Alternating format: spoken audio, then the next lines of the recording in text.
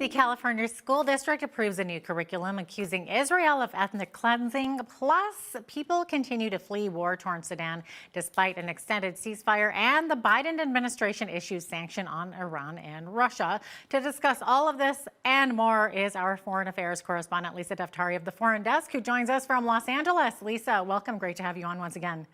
Thank you. Thank you for having me. So, Lisa, despite the extension of a ceasefire, heavy fighting does continue to rage on in Sudan with rocket attacks in the country's capital city of Khartoum. So it seems that this is over a conflict involving two generals. Basically, a conflict over egos. It's very difficult to see how there will be a resolution in sight, some sort of a compromise of sorts, splitting the country in half. I mean, what will it take for these two men to back down? And ironically, these two men were supposed to integrate in the aftermath of political turmoil that we recently had in Sudan. They were supposed to integrate their armies to protect the country. And of course, when money gets in the way, greed gets in the way. There are gold mines in the country. When they wanted to get into the gold mines, they started fighting and wanting to have, again, possession of these, more favorable areas. So a lot going on, a lot of nuances going on. But of course, the people will pay the consequences, the death toll rising there. The ceasefire is not sticking. And we're glad that the Western nations have been able to start their evacuations. The United States is lagging a bit. The European nations got their people out. The United States started last weekend with personnel from the embassy. And after much backlash, a lot of criticism, they began with the civilian evacuations as well. Now we're getting U.S. citizens out as well. So, of course, the entire international community looking and hoping that this ceasefire will work, that they come to their senses, and that the people are out of harm's way. What is the U.S. plan for evacuating its citizens? You were saying that they're lagging a little bit there. Right. So originally, they took out their embassy personnel, and the order, according to the State Department, was to shelter in place. They told us, and the Foreign Desk reached out to the State Department. They told us that they thought that that was the best course of action because it was too dangerous to get people out right now. The estimated number of U.S. citizens was 16 to 18,000 there, and of course, John Kirby said to the media that well, perhaps some of those people don't want to get out, and some of them may be U.S. citizens who are living there. They're Sudanese nationals and they want to stay there. But of course, again, the criticism being, well, how about the people who do want to get out and they want to get out to safety? So of course, there was a lot of criticism and a lot of attention on the State Department over the last week, and they began evacuations at the over the weekend, and we're waiting to see how that goes. But again, Germany, France, the UK were able to get their nationals out. We reported on that. And now, again, US following suit. I'm having flashbacks of Afghanistan from last year, all of a sudden, with all the evacuation. So, yeah, Lisa, the Biden administration has issued sanctions on Iran and Russia. So will these sanctions help Americans being held abroad to come home? Right, and that's the goal. It's interesting because you see a lot of these rogue nations standing up to the United States and really trying to stick it to us when it comes to foreign policy and when it comes to carrying out their own agendas. So in the case of Russia, you have them invading Ukraine right now. You have them evading the U.S. sanctions that are already in place. You have them trading with unlikely partners like Iran's regime, or like North Korea, like China. So the rogue players on the map have found each other and have found ways to evade the United States and their economic punishments together. And again, Iran and Russia being at the top of that list. Now, these two nations also are holding Americans hostage. And when it comes to negotiating with terrorists or rogue partners, the United States doesn't want to give in, but many times they have to. And there is some sort of, prisoner swap, and it's always lopsided. We just had Victor Bout in exchange for Brittany Griner, the WNBA player here in the United States. We brought her back home. Of course, there are other American citizen, Paul Whelan, still in Russia, and in Iran. We have many U.S. Nationals being held there, and we've been asking for them to be released for many years. And of course, the Iran regime continues with its rogue behavior, both inside the country and outside. And now we have a new set of sanctions by the Biden administration. But Jeanette, the bottom line is Iran's regime, Russia's government, they know what the Biden administration is all about. We're working in circles here. In one breath, the Biden administration is working to loosen money and funds to Iran's regime through Iraq. And on the other hand, trying to punish them with sanctions, or at least the announcement of sanctions from the podium. Who knows if they'll be enforced? Who knows if they'll be taken seriously? And that's the bottom line here. If our adversaries don't take us seriously, then these sanctions, they're just lip service from the podium. So we'll have to see if we can bring those hostages back home and what it will take, but it's not going to be lip service from the podium. It's going to take much more enforcement than that. Lisa, can you maybe tell us the importance of the U.S. presence in Iraq? Is it effective in hampering Iran and Islamic terrorism? Yeah, well, the United States being in the Middle East, having some sort of foothold in the Middle East has had a ripple effect in terms of Iran's regime being able to carry out many of its goals. Mainly for 44 years since Iran's regime has been in power, its goal has been to spread its brand of Islam, which is Shiite Islam, in a form of political Islam throughout the country. So govern throughout the region rather. So throughout the region, they've wanted to spread their brand, their hegemony. They've wanted to just grow in terms of their influence, and U.S. influence in these places has definitely helped in curbing that growth, that influence. It's also helped in protecting Israel, our ally in the region. Of course, they have superior intelligence to the United States in terms of watching over Iran's growth and the way that it is spreading its influence in places like Syria and Iraq. But of course, again, the United States having some sort of foothold there. And that's what we said. That was the criticism when we said that the U.S. pulled out of Afghanistan. For 20 years, the U.S. was there. They had some sort of presence there. And of course, we don't want these troops there indefinitely. Of course not.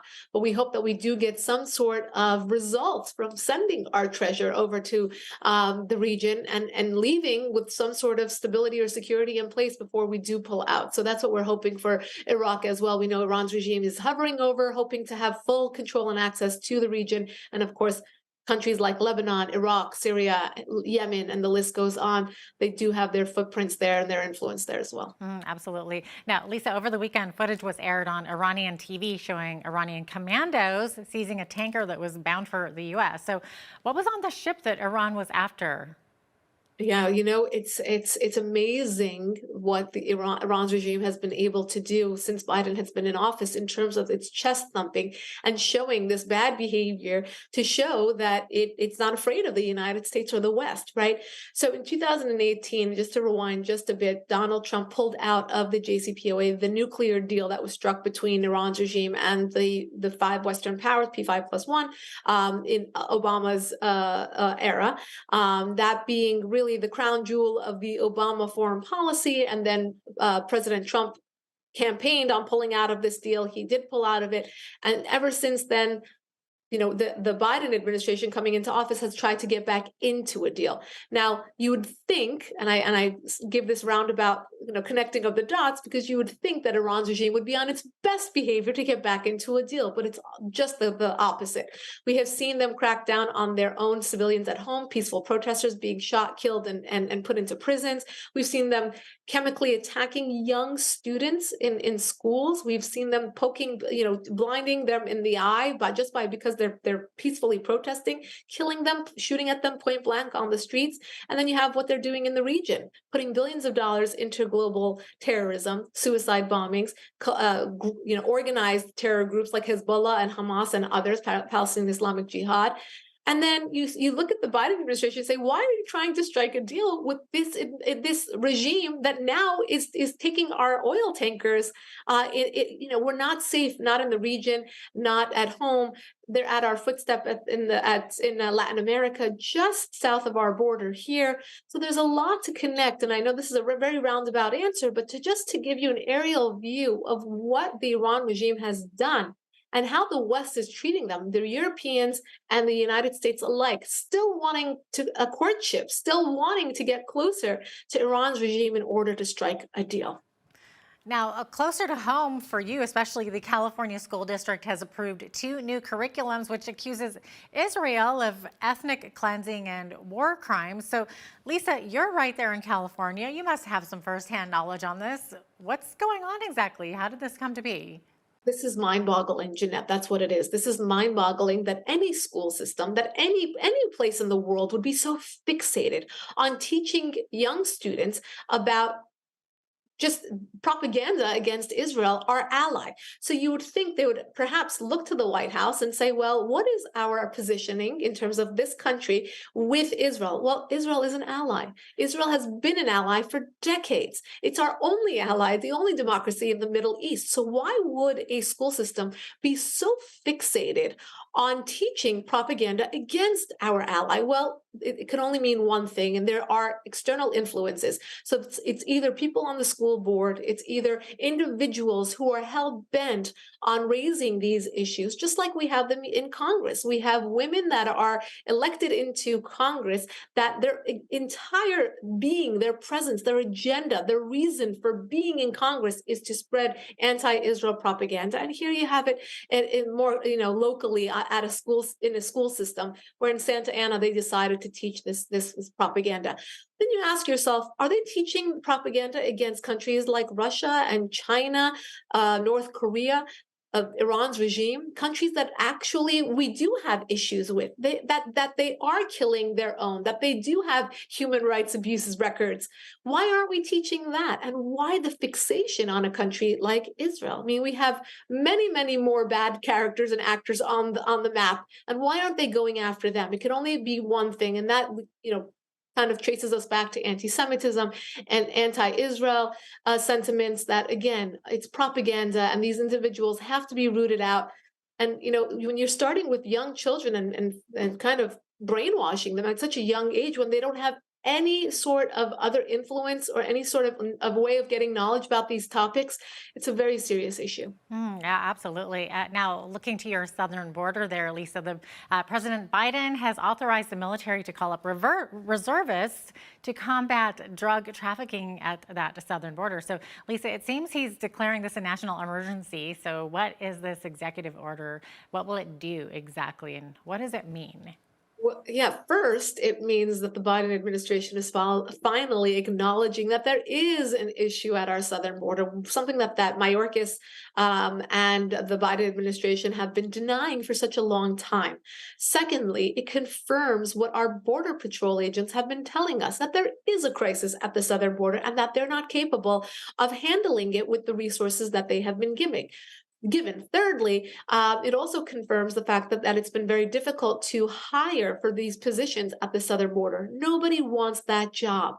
It's dangerous, it's thankless, and they're not getting anywhere because there is such a clash between Border Patrol and the Biden administration in terms of what the policy should be. So I've heard this firsthand from a lot of Border Patrol agents, people who are seeing this firsthand and complaining that they can't carry out their job because of the policies coming from Washington, D.C. And lastly, it puts reservists in a position to now have to step up and to help out, roll up their sleeves and help out with a major crisis.